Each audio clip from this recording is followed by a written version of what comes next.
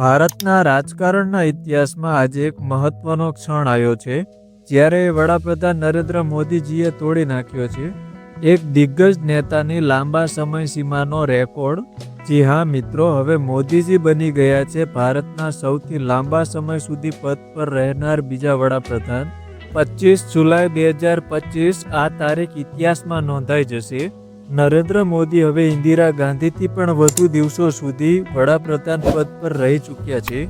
ઇન્દિરા ગાંધી કુલ 4078 દિવસો પદ પર રહ્યા હતા, જ્યારે હવે મોદીજીએ 4078 દિવસો પૂર્ણ કરીને હવે આ આંકડો પાછળ છોડીને બીજા નંબરના સૌથી લાંબા કાર્યકાળ વાળા વડાપ્રધાન બની ગયા છે.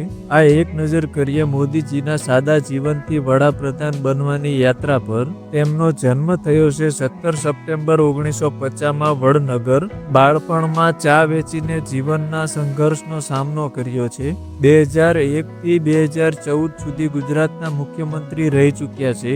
2014માં દેશની સૌથી મોટી લોકશાહી જીત મેળવીને દેશના વડાપ્રધાન બન્યા. 2019 ફરી પ્રચંડ બહુમતીથી સત્તા પર વાપસી.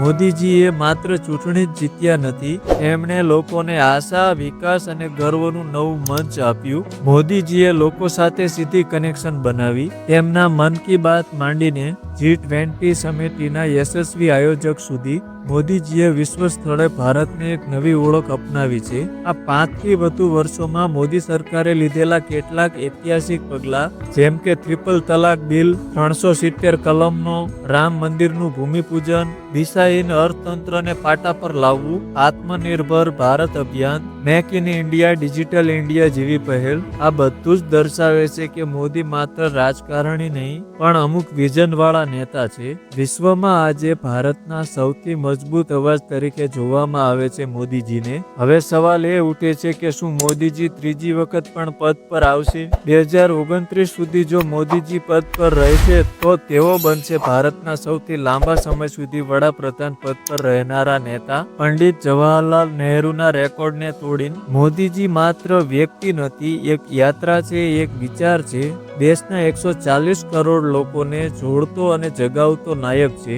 આજનો દિવસ એ યાત્રાનો ગૌરવપૂર્ણ મોખરાનું ચિહ્ન છે. મિત્રો, કયા કામે તમારું સર્વસ્વ અને નેતૃત્વ તમને લઈ જશે એ તો સમય જ બતાવશે, પણ આજે એક વાત સ્પષ્ટ છે, નરેન્દ્ર મોદી માત્ર હવે વડાપ્રધાન નથી, એ ભારતના ઇતિહાસના એક અમર પૃષ્ઠ બની ગયા છે. તો મિત્રો, આના વિશે તમારું શું કહેવું કમેન્ટ જરૂર કરજો. વિડીયો પસંદ આવ્યો હોય તો વિડીયોને લાઈક, શેર અને સબસ્ક્રાઇબ કરજો. ફરી મળીશું બીજા વિડીયોમાં.